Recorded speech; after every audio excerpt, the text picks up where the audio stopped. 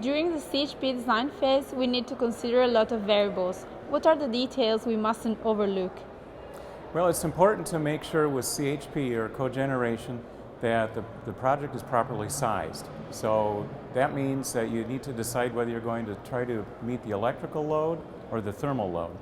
And one of the problems we see with many projects is they're not sized properly. So you want to try to figure out if you're going to generate the entire load or maybe just a fraction of load. And then that also affects how much you use on site versus selling back to the grid.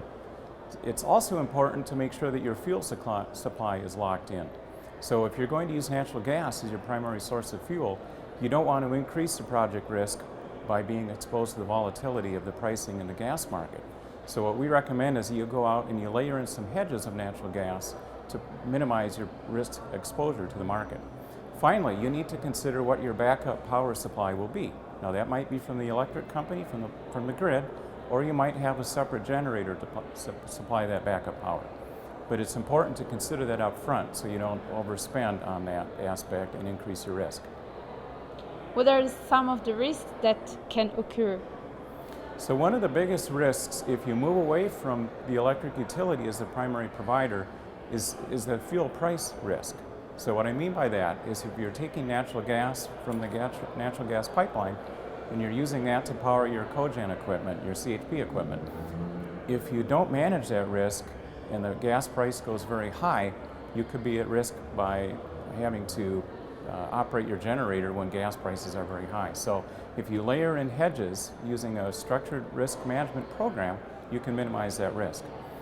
There can also be regulatory risk that emerges if there are changes in regulation, and this is happening in the US because of solar energy, where net metering policies are changing the utility regulatory model. And that regulatory risk could change the backup power rates that are charged by the utilities for excess power. Finally, you want to make sure that your plant operates the way that you expected it did when you did the original design in the engineering calculations. So if you have too many shutdowns or if your production process changes, you may not be able to operate the equipment as much as you expected in your cash flow projections. What's your overall view about CHP?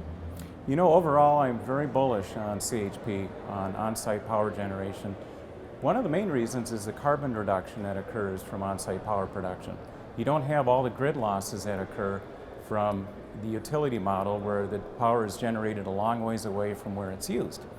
So when it's produced on site, you not only eliminate a lot of those transmission and distribution losses, but you avoid wasting all the waste heat that you do in the traditional generation model by capturing up to 80% of the overall thermal input. So the efficiency increases a lot. I think that's very good for CHP. It also helps the instability that's been occurring on the power grid in North America recently. There have been more outages. A lot of them are caused by weather, by storms and so forth. By having the generation on site, you can take control of your energy destiny. And finally, my last point is that this can help you control your price risk exposure. We've seen electric prices going higher year after year in the US, in Canada, and in Mexico. And by generating on site, you can minimize that exposure because you're buying your natural gas, you're locking in the hedges, sometimes 5 years out in advance, and that can minimize your exposure to the energy markets.